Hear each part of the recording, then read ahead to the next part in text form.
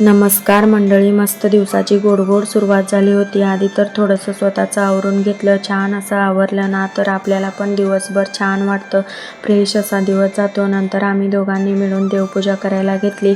माझ्या पिल्लाला असं सगळं करायला खूप आवडतं. छान असं देवपूजा करून घेतली आणि नंतर स्वयंपाकाला लागली. शेवगा कट करून उकडायला ठेवलं. तोपर्यंत मी इथे थोडासा चहा घेतला. चहा घेतलं की मूड एकदम फ्रेश होतो आणि कामे पण लवकर आवरतात. असो तर लगेचच इथे कांदा टोमॅटो कट करून घेतली आणि भाजीला फोडणी दिली. शेवगा मसाला बनवला होता. आज मसाला छान असं भाजून घेतलं आणि शेवग्याचंच पाणी घालून छान शिजवून घेतलं. खूप छान टेस्टला लागते शेवगा मसाला. नंतर आम्ही जेवण वगैरे करून घेतलं. दुपारच्या वेळी खूप जोरात पाऊस येत होता.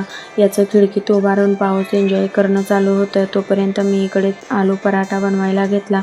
बटाटा उकडायला ठेवलं. तोपर्यंत इकडे पीठ मळायला घेतलं. गव्हाच्या पिठात थोडंसं बेसन आणि 2-3 चमचा मैदा आणि चवीनुसार मीठ, ओवा छान हातावर क्रश करून घालायचं आणि जिरे, पांढरे तीळ दिसायला पण छान दिसतात आणि अर्धा चमचा हळद घालून छान थोडं पाणी घालून पीठ मळून घ्यायचं आणि 10 ते 15 मिनिट रेस्टला ठेवायचं. तोपर्यंत इकडे भाजी बनवून घेतली.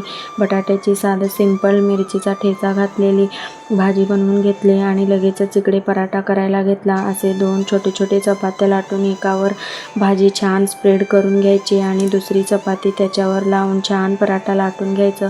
फुटत पण नाहीत आणि छान असे पराठे बनतात. खुसखुशीत मस्त लागतात. अशा पद्धतीने एकदा पराठा बनवून बघा, खूप छान होतात. नंतर आम्ही दोघांनी गरम पराठे एन्जॉय केले.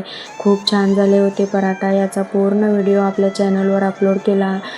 एकदा नक्की चेक करा आणि चॅनलला सबस्क्राईब करायला विसरू नका. चलो बाय.